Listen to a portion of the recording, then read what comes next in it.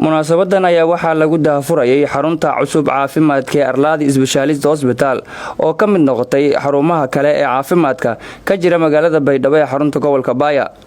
daahfurka xarunta caafimaadka Arladi ayaa waxaa ka soo qayb galay mas'uuliyiin ka tirsan maamulka Koonfur Galbeed,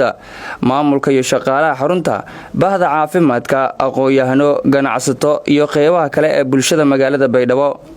dhammaan mas'uuliyiintii ka soo qayb gashay munaasabada ayaa waxay soo jeediyeen baahiyaha loo qabo xarun caafimaad si bulshada wax loogu qabto. xasan xuseen oo ku hadlayay bahda caafimaadka iyo Dr. Faarax Axmed Ibrahim, madaxa Tawakal Foundation Koonfur Galbeed oo ku hadlayay afka bahda caafimaadka ayaa soo dhaweeyay Arladi Specialist Hospital. ogsintiin deegaanka baahi badan oo maarana caafimaad ku jirtay marka haddii isunagada ka omaarna cover gareey karo deegaanadu baahiyo badan ku jira mid isu cover gareey karo nagadona maarnada hadhawaayana haddii isu wal ku dhimayeen ma leeyahay talahaanka biiriyana marka hore maarnay marka la maadmay baan ku mahadnagay maarnada Dr. Haroon Kookay, Dr. Ahmed Cira iyo dhalinyaradii kale oo maarnaa abaabuli ama fikirkun lahayd in yada maarna geeka inaska koyna furitaanka xafladda isbitaalkan Arladi Specialist Hospital isbitaalkan laga magacaabo. waxaan rajaynaynaa insha Allah in barnaamijyo badan oo dhanka caafimaadka inuu ku soo kordhin doono deegaanada Koonfur Galbeed Soomaaliya. hadafka isbitaalka ofurna waxa waaye marka aragna baahida loo qabo isbitaal private oo wax walba koobi kara maadaama sida magaca isbitaalka muuqataba ay tahay specialist macnaheedu tahay multiple specialist inay joogaan oo dad kala duwan dhinac walba oo ka qabtiri kara bulshada caafimaadkeeda inay joogaan. marka aad iyo aad u mahadsantihiin maxallay bulshadana wax ku soo dhaweynaynaa isbitaalka inay isbitaalka ku soo dhaweynaynaa isbitaalka waxa ka howlgali doona dhaqaatiir kala duwan waxaan rajaynaynaa in bulshada deegaanada Koonfur Galbeed inaan ka qabtirno barnaamijyada caafimaadka dhinac walba caafimaadka. sidoo kale Cabduqaadir Xaaji Axmed, Dr. Ciro iyo Dr. Haroon Nuur Maxamed ayaa ballan qaaday in xaruntan caafimaadka loogu adeegi doono bulshada magaalada Baydhabo iyo kuwa kale. marka horeba hore ay ugu taqaaneen caafimaadka ka shaqeeyo wax badan aan ka soo qabtay deegaanka haddana waxaan bulshada u keenay Specialist Hospital oo ah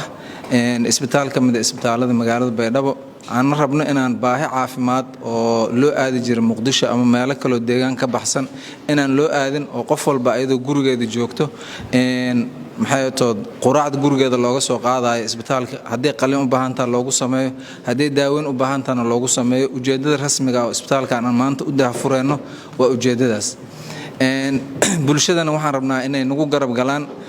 adeegyada aan keenayno oo baahidooda ah ay uga faa'iideystaan sida aan ugu keeno aan ugu soo dhaweynay. maanta waxaan taaganahay furitaanka isbitaalka Arladi Specialist Hospital oo kamid noqon doona isbitaalada sida gaarka loo leeyahay oo takhasusiga ah ee ka howlgali doono magaalada Baydhabo iyo nawaaxigeeda Koonfur Galbeed oo dhan. waxaan maanta aad ugu faraxsanahay inaan ka soo qayb galo furitaankan faliilaahi alxamdu wal manna ilaahay maanta wuxuu soo gaarsiiyay ayadoo maaragtay jiil dhaqaatiir specialistiyaal hospitaalo barefadya kuwa publiga intaba deegaankii laga helay saas darteed marka waan maaragtay u mahad celinayaa tiimka